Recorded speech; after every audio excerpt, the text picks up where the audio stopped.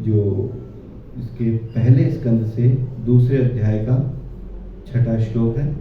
श्रीमद् भागवतम जो है वो महाभागवत पुरुषों के द्वारा इसका रस का आस्वादन किया जाता है, और ये जो रस का आस्वादन है ये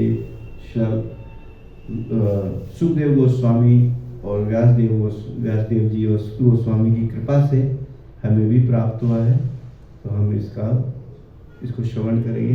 तो आज के श्लोक में जो है सूत गोस्वामी जो नैमिषारण्य में प्रवचन कर रहे हैं। जब सुखदेव गोस्वामी ने इसका प्रवचन किया सुखताल में गंगा के किनारे, तो उसके बाद जो है वहाँ पे सुत गोस्वामी जी भी बैठे थे। सुत गोस्वामी जी ने जो है वो श्रीमद् भागवतम जो है इसका श्रवण किया सुखदेव गोस्वामी जी से, और उसके बाद नैमिषारण्य में जाके इन्होंने फिर प्रवचन किया इसके ऊपर। तो श्रीमद् भागवतम में इस तरह से कन्वर्सेशन है, वार्तालाप है, अलग अलग ऋषियों की चर्चाएं हैं, एक दूसरे से चर्चा कर रहे हैं। जैसे विदुर जी चर्चा कर रहे हैं किनसे, मैत्री मुनि से कर रहे हैं, और उद्धव जी से कर रहे हैं। तो इस तरह से जो है और सुत गोस्वामी जो है नैमिषारण्य के ऋषियों से चर्चा कर रहे हैं श्रीमद् भागवतम के बारे में।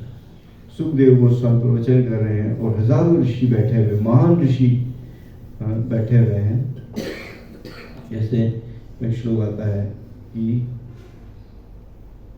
निगम कल्पतरुर्गलितम फलम सुख मुखादमृतद्रव्य संयुतम पिबत भागवतम रसमालयम। तो श्रीमद् भागवतम के जो रस का जो आलय है, भंडार है, उसे कौन पीते हैं? भागवत पुरुष पीते हैं। लेकिन क्या किया है? मूर्ख और रसिका हुई। लेकिन ये क्या है? रस मुक्त जीवों सहित समस्त जनों के लिए जो है ये पूर्व से ही आस्वादन के लिए पहले से ही थी, लेकिन अभी दोबारा ये हमारे आस्वादन के लिए, जीव के आस्वादन के लिए वापस श्रीमद् भागवतम प्रकट हुई है श्रीला व्यासदेव जी के माध्यम से।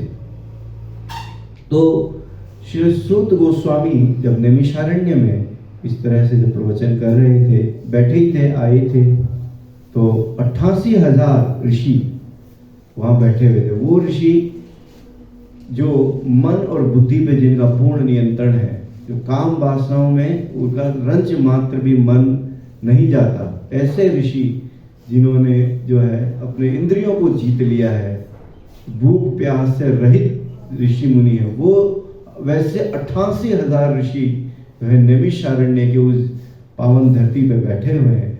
और उनके बीच में जो है रोमहर्षण जी के पुत्र कौन बैठे हैं?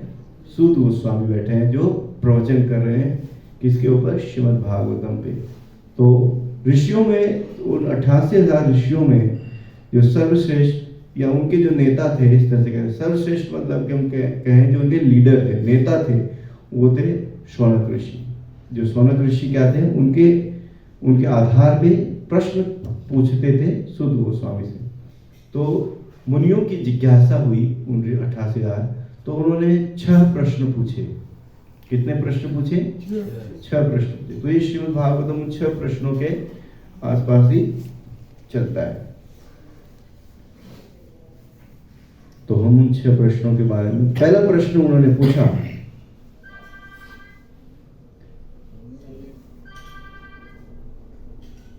What is the absolute ultimate good for everyone?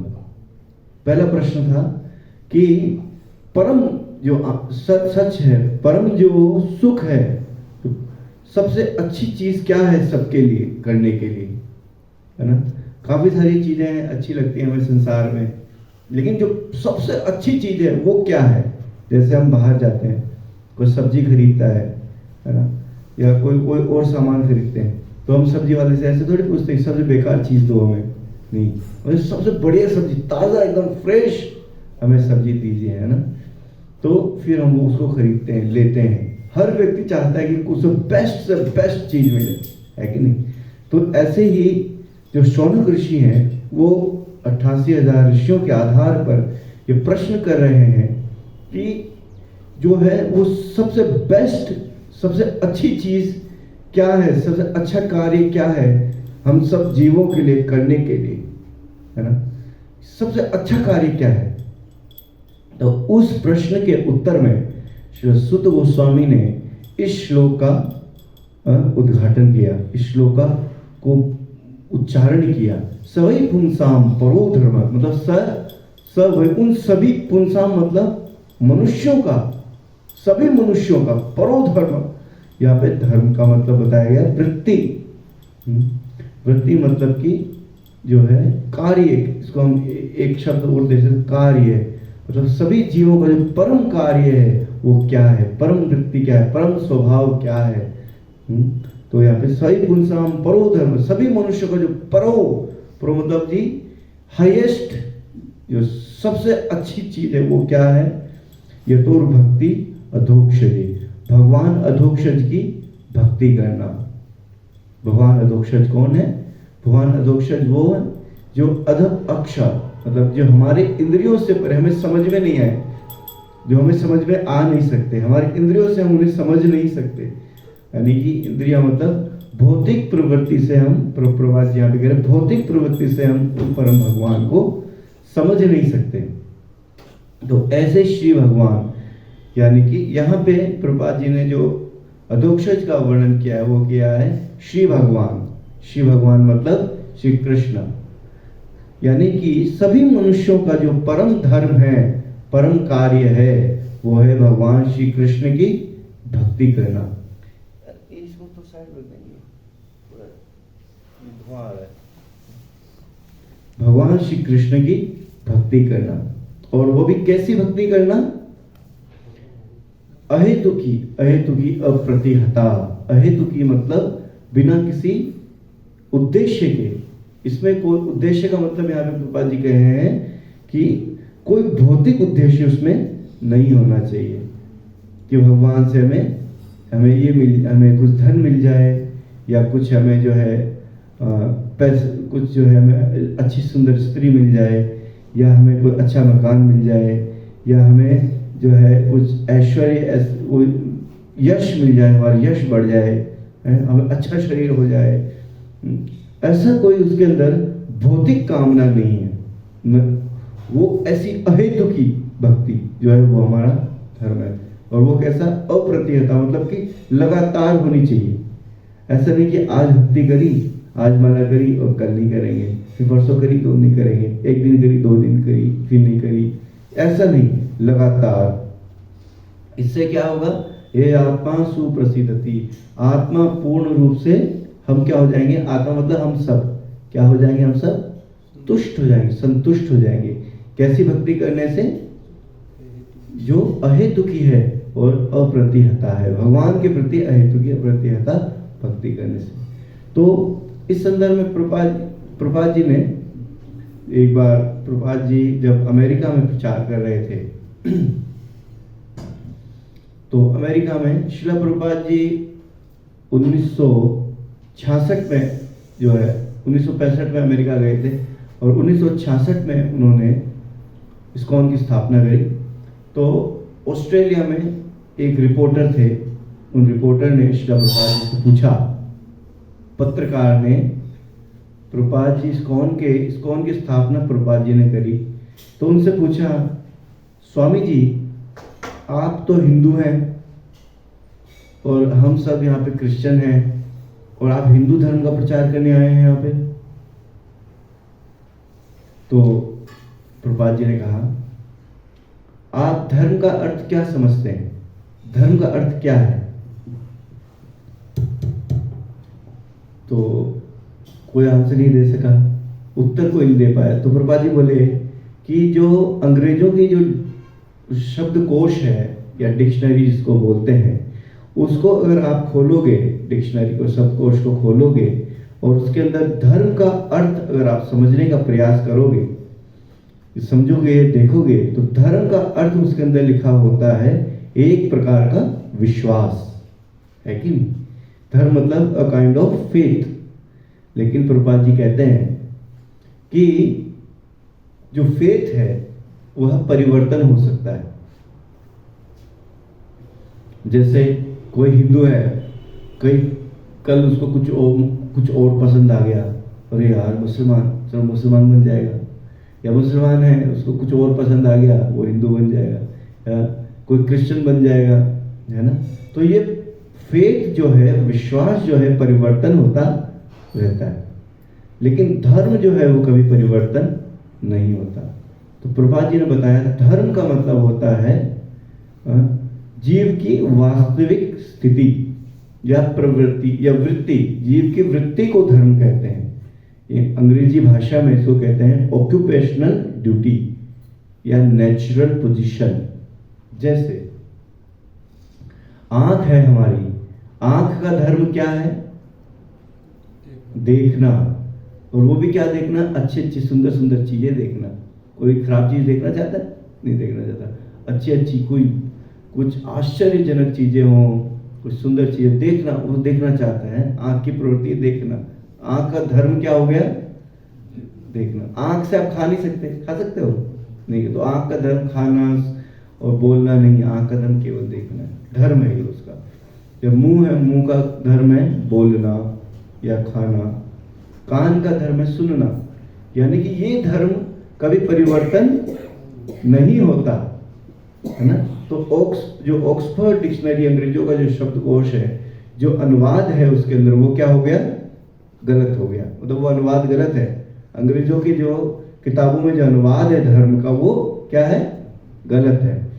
तो हमारा जो संस्कृत, प्रभुपाद जी ने कहा संस्कृत में एक डिक्शनरी आती है, शब्दकोश आता है, उसको बोलते हैं निरुक्ति। तो निरुक्ति डिक्शनरी में जो धर्म का अर्थ दिया गया है वह है जीव की वास्तविक स्थिति या जीव की वृत्ति को कहते हैं धर्म।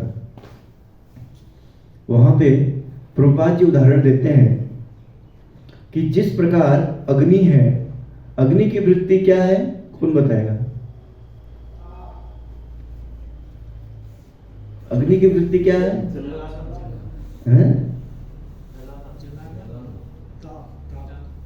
और हाँ, अग्नि की प्रवृत्ति है ताप देना और रोशनी देना, है ना। तो ताप देती है। ऐसा तो नहीं है कि कोई यहाँ जला रहा है तो यहाँ ताप दे रही है, वहां जला रहा है वहां ठंड दे रही है, ऐसा नहीं। अग्नि हर जगह ताप देती है।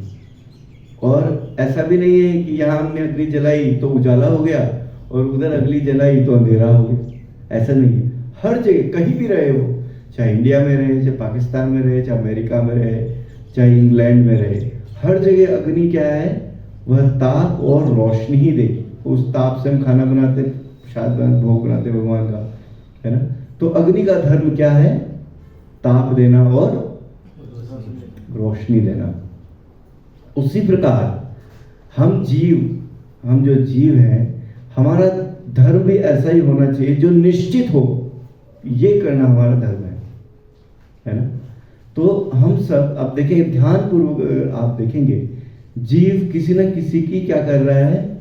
सेवा कर रहा है, नौकरी कर रहा है, सेवा कर रहा है। जैसे आप सब लोग यहाँ पे नौकरी करते हैं, सेवा करते हैं, है ना। जो बिजनेस कर रहा है वो भी सेवा कर रहा है, देश की सेवा कर रहा है, टैक्स देगा, वो कुछ देगा, सेवा करेगा, वो घर पे सेवा करेगा, बीवी बच्चों की सेवा कर रहा है ना। और जो है कोई देश, जो कोई अगर सिपाही है तो बॉर्डर पे देश की सेवा कर रहा है ना। कोई समाजवादी है तो समाज की सेवा कर रहा है ना। कोई प्रधानमंत्री है तो वो कोई प्रधानमंत्री भोगने के लिए नहीं है पद, वो क्या है? वो भी सेवा करने के लिए, वो भी सेवा कर रहे हैं। लेकिन कोई व्यक्ति संसार में ये जो है दृढ़ निश्चय के साथ नहीं कह सकता कि मैं भोगता हूं, मैं सेवा करता, मैं सेवा लेता हूं। नहीं, हर व्यक्ति किसी न किसी की सेवा कर रहा है। श्रील प्रभुपाद जी जो इस्कॉन के संस्थापक आचार्य हैं, वे कहते हैं कि अगर कोई व्यक्ति किसी की सेवा नहीं करता तो वो किसकी सेवा कर रहा है? कुत्ते की सेवा करेगा। कुत्ते को वो घर पे पाल लेगा तो उसको पालने की सेवा करेगा। किसी के घर में कोई नहीं है तो वो कुत्ता पाल लेगा, उसकी सेवा करेगा। तो व्यक्ति जो है किसी न किसी की क्या कर रहा है? सेवा कर रहा है। प्रभुपाद जी कहते हैं अमेरिका में तो ऐसी हालत है, कोई स्वामी जी कह रहे थे हमारे अमेरिका में तो ऐसी हालत है कि लोग जो है सेवा का इतना ज़्यादा वो रहे हैं, सेवा जो है इतनी ज़्यादा हमारे अंदर भावना है सेवा करने की, कि लोग जो है अमेरिका में जाते हैं पार्क में कुत्ते को लेके, पार्क में जाते हैं ना कुत्ते को चेन से बांध के पीछे साथ साथ वो लेके जाते हैं, क्या बोलते हैं उसको, एक कुछ ऐसा उपकरण लेके जाते हैं जिससे वो कुत्ता कहीं अगर पोटी करता है टट्टी करता है तो वो उसको उठाते हैं, उसको लेके जाते हैं, पार्क में नहीं छोड़ सकते उसको, है ना। तो इस तरह से कोई बोलता है कि कुत्ता तुम्हें लेके जा रहा है, तुम कुत्ते को लेके जा रहे हो, है ना। तो कुत्ते की सेवा करता है जीव। तो अगर पूरा पूरा हम देखें तो हर जीव किसी न किसी की सेवा कर रहा है ना। तो सेवा करना क्या है, हमारे अंदर स्वाभाविक है, हम सेवा करेंगे, हम बिना सेवा के रह नहीं सकते। तो पर जो वृत्ति है वो क्या हो गई हमारी, धर्म क्या हो गया हमारा, वास्तविक धर्म सेवा है ना। तो सेवा ही धर्म है। पर वृत्ति जो है हमारी वो क्या है, सेवा है, यानी कि धर्म, जीव का धर्म क्या है, सेवा करना। लेकिन यहाँ पे एक ट्विस्ट है, यहाँ पे एक घुमाव है, किसकी सेवा की जाए, क्या मनुष्य की सेवा की जाए, या कुत्ते की सेवा की जाए, या अपने आप की सेवा की जाए, किसकी सेवा की जाए, प्रश्न यह उठता है। तो यहां इस प्रश्न का उत्तर है यतोर भक्ति अधोक्षजे, अधोक्षज की सेवा, अधोक्षज कौन है, शिव भगवान की सेवा, उनकी सेवा की जाए। समझ में नहीं आया उनकी सेवा कैसे करें, वो तो हमें दिखते नहीं है, समझ में नहीं आता, हमें तो इस शरीर ही समझ में आता है, शरीर की हम सेवा करें, इसके अलावा कुछ समझ में नहीं आता है। इसलिए भगवान क्या करते हैं, शास्त्रों का क्या करते हैं, गठन करते हैं, शास्त्र हमें देते हैं। श्री कृष्णदास कविराज गोस्वामी कहते हैं, मायाबद्ध जीव नाई है स्वतः कृष्ण ज्ञान, अतएव कृष्ण कहला वेद पुराण। माया में पड़े हुए जीव को, यानी कि हम जो भगवान को भूल चुके हैं, हम सब जीव को स्वतः ही भगवान का ज्ञान नहीं हो सकता। अतः भगवान ने क्या किया है, कृष्ण केला वेद और पुराण, वेदों का और पुराणों का गठन किया है, निर्माण किया है। श्रीमद् भगवद गीता में भगवान इस बात की पुष्टि करते हैं, क्या कहते हैं, सर्वस्य चाहम हृदि सन्निविष्टो मत्तस्मृति ज्ञानम अपोहनम च वेदेश सर्वे अहम वेद्यो वेदांत वेद कृतश्च अहम। वेदांत का कर्ता मैं हूं, लिखने वाला मैं हूं अर्जुन। सभी के हृदय, सर्वस्य चाहम हृदय, सबके हृदय में मैं बैठा हूं। मुझसे स्मृति आती है, ज्ञान आता है और स्मृति आती है। जो हमारे अंदर हम ज्ञान आता है ना, ज्ञान स्मृति हम याद करते हैं, भूल जाते हैं, तो वो किसके, कौन है इसका कारण, भगवान बोलते हैं मैं खुद कारण हूं इसका। वेदेश सर्वे अहमेव वेद्यो, सभी वेदों में हे अर्जुन मुझे ही जाना, मुझे जानने के लिए सभी वेदों का निर्माण किया गया है। और किसने किया है, मैंने खुद ने किया। वेदांत वेद कृतश्च अहम, कृत मतलब किया है मैंने, अहम मैंने वेदांतों का वर्णन किया। तो भगवान को जानने के लिए हमें क्या करना पड़ेगा, इन वेदों का, इन पुस्तकों का अध्ययन करना पड़ेगा। तो इससे हम भगवान को जान पाएंगे। तो हम वापस उसी प्रश्न पे आते हैं, किसकी सेवा की जाए। तो क्या परिवार वालों की सेवा की जाए, लेकिन परिवार वालों की सेवा तो शाश्वत नहीं है। कब तक आप करेंगे, कि जब तक शरीर है तब तक हम कर सकते हैं, लेकिन शरीर नहीं है तो फिर इसका मतलब शाश्वत सेवा नहीं है वो, है ना। आप में से हो सकता है पहले कहीं और सेवा कर रहे हो, जॉब कर रहे हो, नौकरी कर रहे हो, छोड़ दिया, अब यहाँ आ गए, यानी कि वो भी सेवा शाश्वत नहीं। शाश्वत शब्द का अर्थ समझते हैं हम लोग, शाश्वत समझते हैं। शाश्वत का मतलब होता है जो हमेशा रहती है, जो इटर्नल है, वो उसको बोलते शाश्वत, जो कभी खत्म नहीं होती, मरती नहीं है कभी, उसको शाश्वत। तो वो तो शाश्वत नहीं है। तो क्या हम अपने शरीर की सेवा करें, हम अपनी इंद्रियों की सेवा करें, नहीं, वो भी शाश्वत नहीं है। क्योंकि ऐसा तो नहीं है कि शरीर हमेशा ऐसा ही रहेगा, हमेशा जवान रहेगा, ऐसा भी नहीं है, हमेशा नहीं रहेगा, बुढ़ा हो जाएगा, फिर तो आप इस शरीर की सेवा ही कर ही नहीं पाओगे, नहीं कर पाओगे ना, कर पाओगे, नहीं कर पाएंगे। तो वो जो वृत्ति है वो हमारी कहीं ना कहीं जो है पूर्ण रूप से नहीं आ रही है, बन के उभर के नहीं आ रही, मतलब कि जो हम शाश्वत जो धर्म है हमारा वो समझ में नहीं आ रही हमें। तो किसकी सेवा की जाए? तो यहाँ पे बता रहे हैं अथोक्ष जो परम भगवान है उनकी सेवा की जाए, शाश्वत जो भगवान है उनकी सेवा की जाए। तो भगवान शाश्वत है, हम तो अशाश्वत है, हम कैसे करेंगे?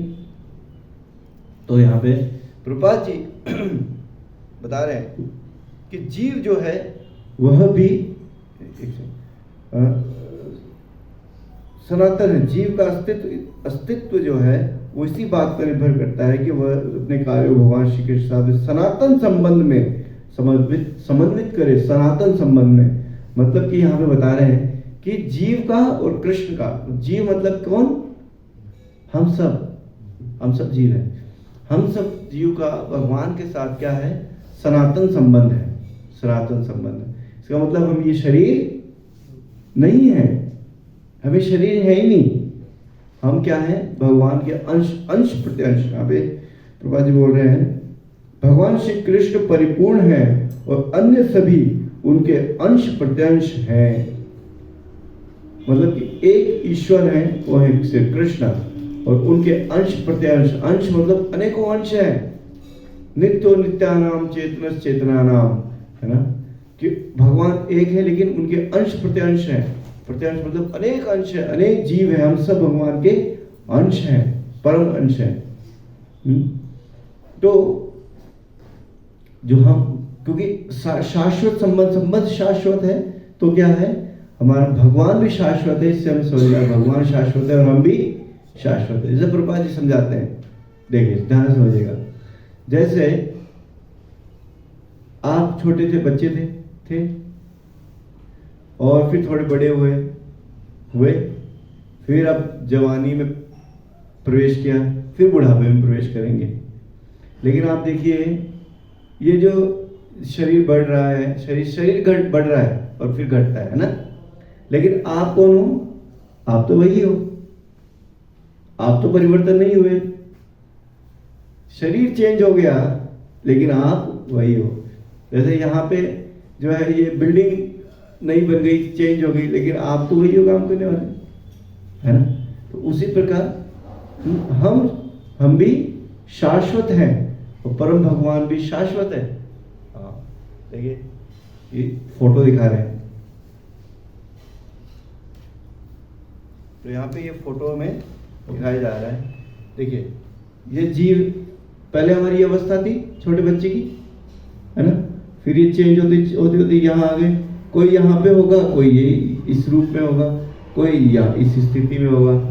यही है ना, इस शरीर ऐसे होता है ना, कोई इस शरीर में होगा, कोई इस शरीर में होगा, कोई इस शरीर में होगा। अब देख लो आप कौन कौन से शरीर में हो, कौन सी स्थिति में आप लोग, है ना।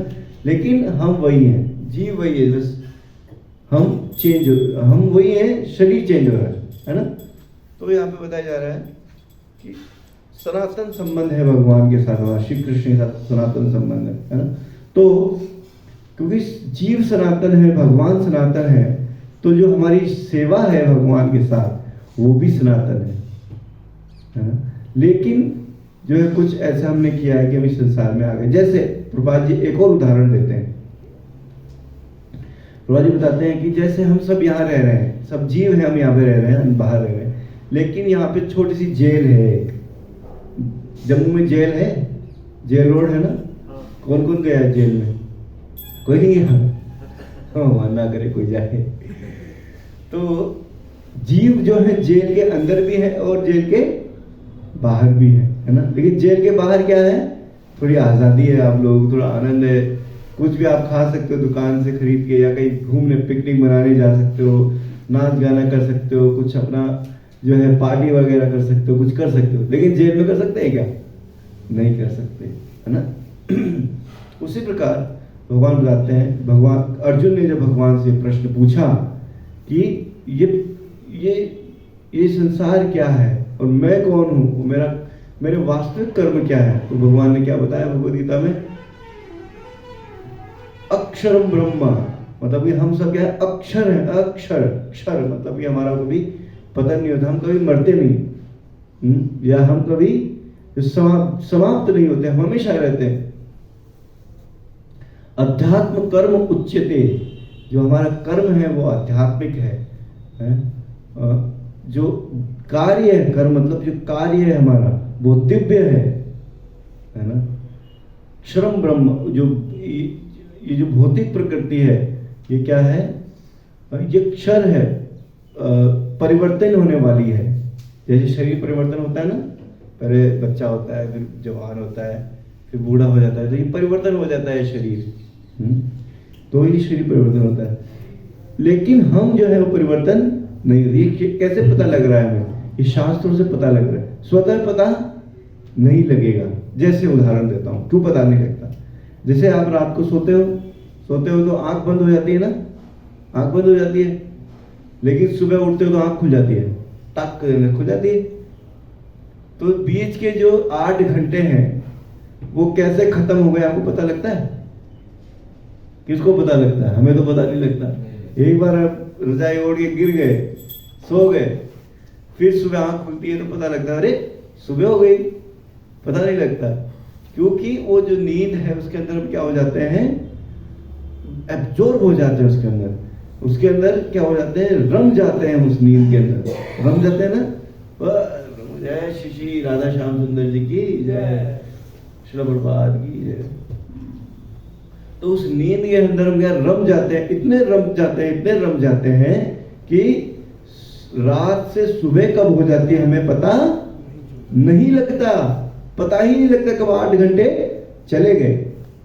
उसी प्रकार हम सब जो जीव हैं, हम माँ के गर्भ से बाहर निकलते हैं तो आंखें बंद होती है, फिर आंखें खुलती है, हाँ, छोटे बच्चे के भी रोते हैं, आंखें खुलते रोते हैं, फिर जीवन चलता जाता है, फिर वृद्धावस्था आ जाती है और फिर आंख बंद होने का समय आ जाता है, ना, और फिर हमें जलाया जाता है उस पे लकड़ियों पे, या मुसलमान हो उसको दफनाया जाएगा। तो ये जो बच्चे थे, मतलब आंख खुली और आंख बंद हुआ, तो बीच का जो समय था उसमें हमें भगवान के बारे में पता नहीं लगा। उस समय कैसा निकल गया हमें पता नहीं लगा। क्यों नहीं लगा? क्योंकि हम हमारे भौतिक जीवन के अंदर इतने ज्यादा रम जाते हैं, इतने ज्यादा व्यस्त हो जाते हैं, इतने ज्यादा उसके अंदर घुस जाते हैं कि हमारा जीवन शुरू कब होता है और अंत कब हो जाता है हमें पता नहीं लग पाता।